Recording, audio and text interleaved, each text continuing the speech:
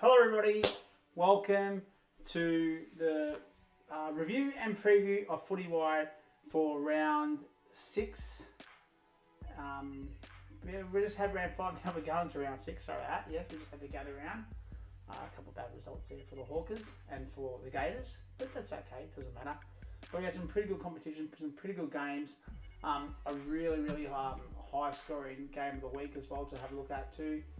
I'm not really high scoring, probably average score is what you want to get, but we get the picture. But what we should do is go into it and have a look at it straight away.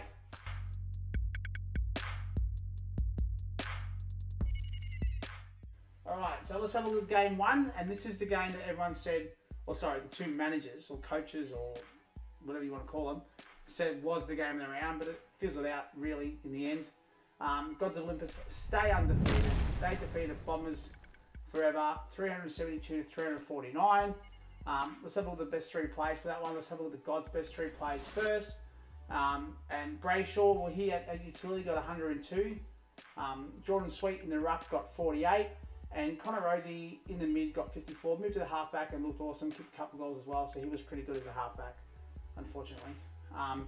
For the Bombers, well, Darcy continued his fine form. He got 49 as a full forward, and he has been on fire this year. Rowbottom as a tackle was excellent. He got 54. And Chera as a follower, I decided to go with Chera as a follower of 45, although there wasn't too many other ones that were pretty good there. If we have a look at the optimised lineups for that one there, well, still to be Gods of Olympus get the win. It would have been 431.5 to 405. Wangani Malira, with his couple of goals, would have been the full forward, and Pickett at the half forward. Rosie, as we said, had a great game. He would have been the utility. And Jordan Sweet stays where he is, where Atkins would have come in the midfield. Probably had his worst game as a tackler, but it was a great midfielder. Chad Warner as a follower. Jaden Short and Brayshaw would have gone to tackler. Much as Rowbottom, who stayed where he is. And Matt Roberts would have come for a halfback for Bombers forever. Caleb Daniel would have been the midfielder. And Chera would have been utility. And Darcy stays where he is. And Shees would have been the half forward for the couple of different scores in that one there. So, well done to Gods Olympus. They stay undefeated. Bombers forever move to 3-2.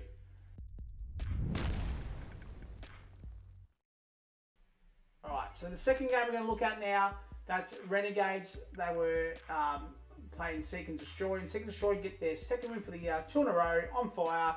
Good score as well, 386, defeating Renegades 315.5. Let's have a look at the best players. Let's start with Renegades. Their best player, well, Holmes was excellent. He done well everywhere. He got a midfield score of 59.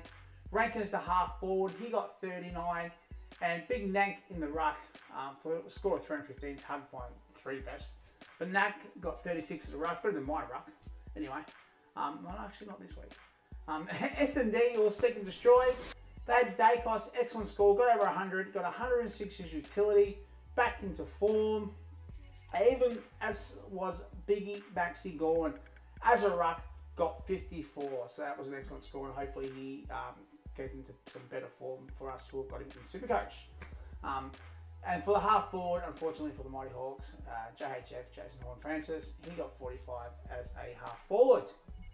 So looking at their optimised lineups, completely different score. Renegades would have got the highest optimised lineup score for the round.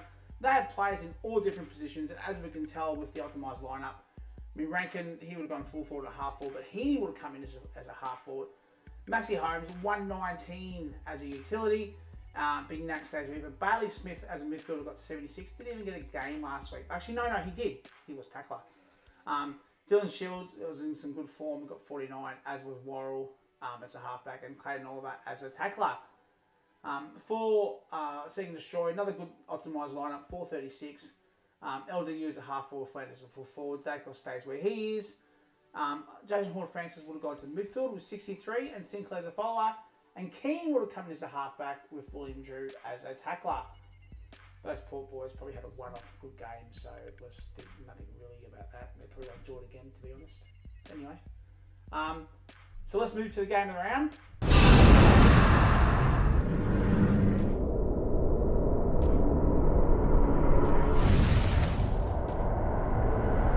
The game of the round. It's El Diablos 379.5. Defeated Gage's bitches 377. God, I was hoping for a stat correction at the end. Just needed a couple more points. And we did get a stat correction, but it was only like 1 point in favour of, lower for El Diablo. So he ended up winning by 2.5 and not the 3.5. Just one more tackle. Just one more tackle. And it's my own fault because I was being smart with my team, not naming my lineup. Decided to loophole Zorko, who ended up getting 1 more point than Ash, but then I would have put Nukem in his utility, and I would have ended up getting 404 with the team that I wanted to play. But I was being smart, my own fault, and then realised that I had no one on injuries or no one not playing, and I couldn't loophole my player. So lesson for everyone there, remember, play a loophole early, otherwise you may be left with no one later. Anyway. El Diablos, good win, great win. They are playing really well. I think they're 4-1, I believe. Lost the one game. High scoring. Have they actually chosen well? Have they actually gotten it together finally? The big cocks. Changed their name from Top Gun to El Diablos, and the cock is rising. Green as a half forward got 63. He was excellent. And Sarong just actually down on his average, I think, but he was really good. He got 59. I haven't got it in front of me, so I don't know if it was down on his average or not. I just got it written in a piece of paper. And King as a full forward got 44. So Green had a great game, but Sarong and King have been on fire all season, and is part of the reason why El Diablos are sitting at 4-1. As for the Gators, Lockie Neal finally didn't get a tag, and he got 56 as a midfielder. As a follower, Nukem got 51, and Lockie Ash came as a halfback and got 55. So 3 good scores there. Fortunately, one of you couldn't find an extra 2.5 for 3 points. Come on, man. But anyway, let's have a look at the optimised lineups there, and we can see that Diablos still got the win. A little bit more though, by 10 points. Both good scores, 431 to 421. Patrick Cripps would have been the full forward, 51. And Toby stays where he's at half forward. McCluggage, who has been in great form, got 88 as a utility. Sarong 59 as a midfield, stays where he is. The person that would have come in was Luke Parker, I believe, and Big O. And Duggan's a halfback. Would have come in too. Actually, Dunkley was a utility, and McCluggage was the tackler in the lineup that El Diablos chose. As for Gators, Petrarca half forward, what I wanted to do previously. Butters, I wanted to put as a tackler, but he went to utility. And Ash would have been the mid. Zorko would have been the halfback, which is what I wanted, but stuffed up. And Dylan Moore actually tackled. Got 46 as a tackler. That's a bit weird, because he went to midfield and tried to help the team and did all right there. But, oh well, lessons learnt, I hope. So let's move on to the next game. It's Rangers versus Punters. Paddock, it was the bottom 2 at the start of the round, and it ended up finishing... No, sorry. I think I've got my games mixed up. I've got my script, but I've got another script, and I stuffed it up. Look at the next game. It's game 4. It's Falcons, 400, defeating Sugar Daddies, 332. Anyway, don't work with animals and kids. That's what they say. Falcons, Tracy, unbelievable. Full forward, got 67. He was absolutely amazing. And Walsh was a utility with 92. Ended up kicking a couple of goals as well there. And Tom Green as a midfielder got 59. As for Sugar Daddies, well, Fogarty, once again, just keep him there. 51 as a full forward. Another one, Rao, keep him there. 43 as a tackler with that one there. So Whitfield was a follower. He got 43. Sorry, who was a midfielder? 48. I need to look at that because my lineup was a bit wrong there. So let me have a quick look at the game day. So my bad, guys. I had this all written down and I've knocked it up. It was Liberatore. Don't ask me how. But when I've written it down to put Liberatore, I've put... it wasn't Liberatore. Tom Green. Where's Sugar Daddies? Sugar Daddies got... Miller! Can we cut that out? Can we cut that out? Can we cut... No? Okay. Anyway, Miller would have got 48 as a midfielder. I've written down Mill Right, which obviously was a spell correction or something. I don't know. Anyway, let's forget that. Let's have a look at the optimised lineups there. So apologies about that, everybody. The optimised lineups for that game, we see... Oh, I haven't done that either. Christos, what are you doing? I'm going to cut this part out. No, I won't. Bloopers are good. Tracy stays reason. Taylor Walker, who I still think should be left in the trash heap and shouldn't be playing because, let's be honest, Ollie Hollins was just, or Elijah, whichever one it was, 3 weeks he's back. So Taylor Walker should be available for the mid-season draft. But that is my opinion, and apparently no one cares. Hewitt would have been the midfield, Crouch would have come in, Wiener as a halfback, and Tom Green would have been the tackler. Whereas for Sugar Daddies, it would have been 439, 390 by the way. Cameron back in the utility, Levi Ashcroft as a half forward.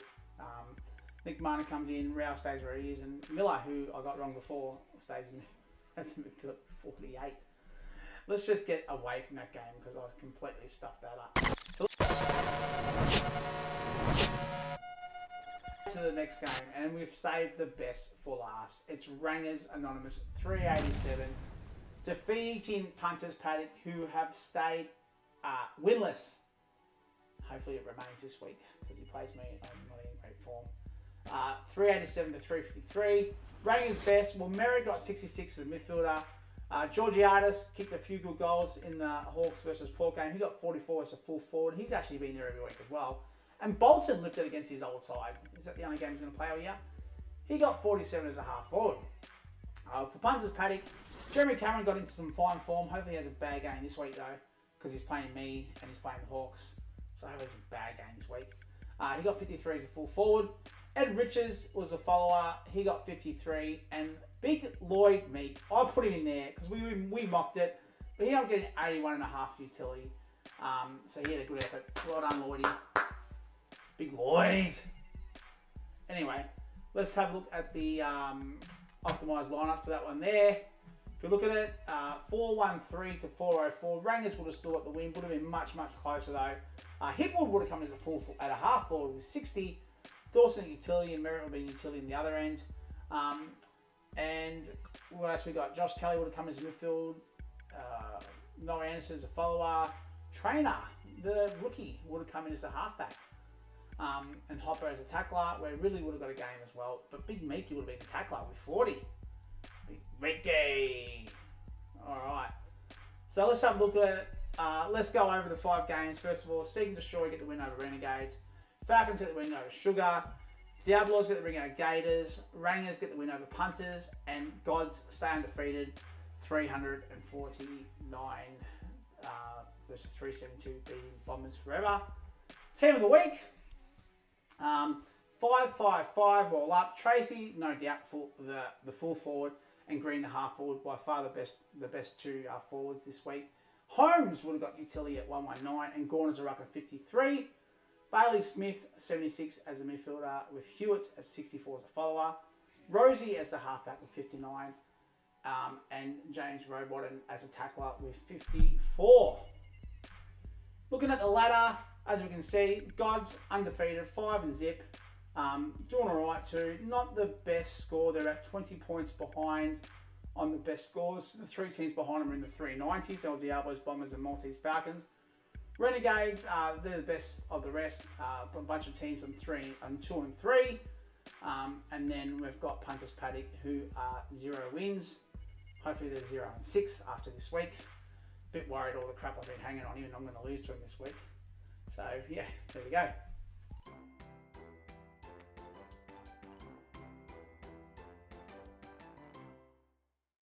Alright, so let's have a quick preview, or not quick because I'm going to go through a few things. So preview of round 6. Let's start the 5 games we're looking at. Gods play Sugar. Punters play Gators, which I've obviously already alluded to. Bombers play Rangers. Bombers play Renegades. And El Diablos play Rangers. Why don't you change your name? Too many R's. And Falcons play Seek and Destroy. I need to probably change Seek and Destroy and Sugar Daddies too. But anyway, so let's have a look at the first game. It's the Gods versus Sugar. It's a clean bill of health for the Gods. That's why they're on top. They're 5 and 0. Hewitt's back now, so if selected, he can get chosen too. I doubt it though. So this is the reason why, you know, as they say, availability is your best ability. Health is your best asset. Whatever they say. As for Sugar, well, Mackay's copped the head injury. He's out concussed 1 to 2 weeks, so he won't be available this week. And Parrish has gone from a test to TBC, so he's redone his calf and he's going to be out for a little bit as well. They will welcome back Stewart. He's almost certain to play the Hawks on Easter Monday after having the shits last week. So who are the loopholes? Gods, remember there's Thursday games and Monday games this week. Just remember that, by the way. Gods, they can go Josh Davis on Thursday, or they can go Membry, considering he's struggling for a full forward at the moment, so he says. Other choices, well, Friday he's got McKercher playing the Blues, and he's got 3 Eagle boys to choose from on Friday, or he can even go Pickett early Saturday if he wanted to. No injuries or buys though, he will need to make sure that he's choosing a loophole, and make sure that one of his players are not selected. Most likely Soldo won't be selected, but just be wary. Don't want to fall into that trap. Sugar, well, they can probably loophole Darcy Cameron, who's been loophole the last couple of weeks for him on Thursday. He's also got Levi Ashcroft to choose from if he so chooses. He's also got 7 players playing on Friday, including Simpkin, who was the utility last week. So quite a plethora of choices there for Sugar Daddies. Right, so next game, punters. Well, let's hope they stay winless. They're going to win this week. I already know it. Anyway, punters are playing Gators. Punters, well, Max King's still out and Trelaw's still out, as well as the party boy, who's still gone missing. Well, he's not gone missing because all over social media, but he's missing from the team. Trelaw's probably the most likely to return out of those 3 in the next couple of weeks. As for Gators, well, Houston's still out for another week. Gordon's got a timeline now, 8 to 10 weeks, and Yo is been 4 to 5 weeks for the last 4 or 5 weeks. Who are the possible loopholes? Well, punters could go Eka. He kicked 5 goals last week, so he could go Hipwood for Thursday, or he can go Mychek if he wants. Really plays Friday, but then the real possibility after that is Salem on Saturday, who he's actually got in there at the moment. Gators, let's hope I've learnt my lesson, and I think I have. I have. Anyway, I've got 3 players playing Thursday, so more likely Gators, and we'll probably go Zorko as a loophole, leave him there. Could wait for Track, who plays early Saturday, because I have a few half-forward options to choose from, so I'm not 100% sure what I said. So, yeah, that's that game. Let's go to game 3. If you look at the projections, this game's going to be tight, like 1 point difference. Bombers, well, they're going to welcome back Bonson Pally. They're already a high-scoring team, and they've got Bont coming back this week, and possibly McGovern, which is pretty good. Still have Mills out for a couple of weeks, as well as Rochelle. However, they have lost their backup ruck now, with Nick Bryan out for the season. Could put Thrill Seeker or Darcy in the ruck during the bye rounds if they need to do that. Actually, no, I think the mid-season draft will be for the buys, so you can pick up a ruck that's sitting out there somewhere, if there is one. I think there is. Or they can trade for a ruck. Anyway, I digress. Renegades, Brent Daniels is still out and Loman's still out. They're probably 1 to 2 weeks away, but everyone else is available if they are selected for their teams. So who are the possible loophole players here? Will Ashcroft is an option for Bombers, as well as Perryman. They both play Thursday. They do have a few players playing on Friday, including Chera and McGovern, and they've also got Sheasel. Like what I'm looking at is right behind the camera, and I've got in the middle because Michael says I never look at the camera, so it's right behind the camera. So maybe I need to put a gap in my writing. I don't know. Anyway, yeah, that's what they got. Renegades. TDK plays Friday, Durham plays Friday, and Shield had a great game last week. He plays Friday as well. So there are a couple of options to choose from. Let's go to the next game. It's game 4. It's Diablos versus the Rangers. Diablos, well, they've lost Armity. He's out for 6 weeks. And Mansell, well, he's still suspended or he's injured from his shoulder, from maybe throwing someone into another player. Take your pick, which you want to choose from, but he's out too. Rangers, well, they can welcome back Noah Bolter. And let's be honest, Bolter could possibly get 200 points this week as utility, because it might be his last game, because he may be sentenced to go to jail next week, who knows. So he might have a massive game. Caniglio is out for a week, and Layla is a test for him. So what are the loopholes, or possible loophole players? Once again, it's your choice. I'm just giving you options for the early games. Cripps is an option for Friday, and he's actually in that position at the moment. But he has got Dunkley and McCluggage playing Thursday night, and they're 3 pretty good options, to be honest. No wonder you're a high-scoring team, Dash. Rangers, well, DeGale is back, and he could be the loophole this week. Merritt is also an option. He plays Friday against the Eagles. So let's go to the last game now. It's Falcons versus Seek and Destroy. Playing hot. Both these teams have won a couple in a row. Both these teams are playing well at the moment. Falcons, they've still got Luke Jackson out, and probably realistically the only out they've got. So realistically, it is the only out they've got. Seek and Destroy, they've got a few out. So they've got Caldwell, they've got Day, who's a long-term injury, Langford, and also Lukosius as well. They're all still a few weeks away. Day, possibly, unless he wants to retain him, which I doubt it, he will possibly drop to mid-season draft because he won't be back for the end of our season, I believe. Who are the possibilities for loophole players? Well, Falcons, every week they go Walsh or Hewitt, so there's no point in telling me. But if they do want to do something different, they've got 7 other players. They've got 7 players playing on Friday all up. So there's an option there. But hey, if it ain't broke, don't fix it. For Seek and Destroy, he's got LDU there at the moment who plays Friday. The other option was Nick Dacos who plays Thursday. Alright, so once again, they're the games for this week. It's Gods play Sugar, Punters play Gators, Bombers play Renegades, LWs play Rangers, and Falcons play Seek and Destroy. If we have a quick look at the AFL fixture, just remember Thursday night, 7:30, traditional Easter Thursday game. It's the Lions play the Pies. And then the Good Friday game, which is a traditional, North play, but they've changed from Doggies to Carlton. Either way, Good Friday, 3:20 start. North play the Blues, and then Friday night, which is a 6:10. I think it's 6:10 WA time, which would be 8:10 our time. I'm not 100% sure. Someone can correct me. I don't even care, to be honest. It's Eagles versus the Bombers. Melbourne play Freo 1:20 on Saturday. Adelaide play the Giants, which should be a fast-moving game. 4:15 on Saturday, and then the Tigers play the Suns on Saturday night.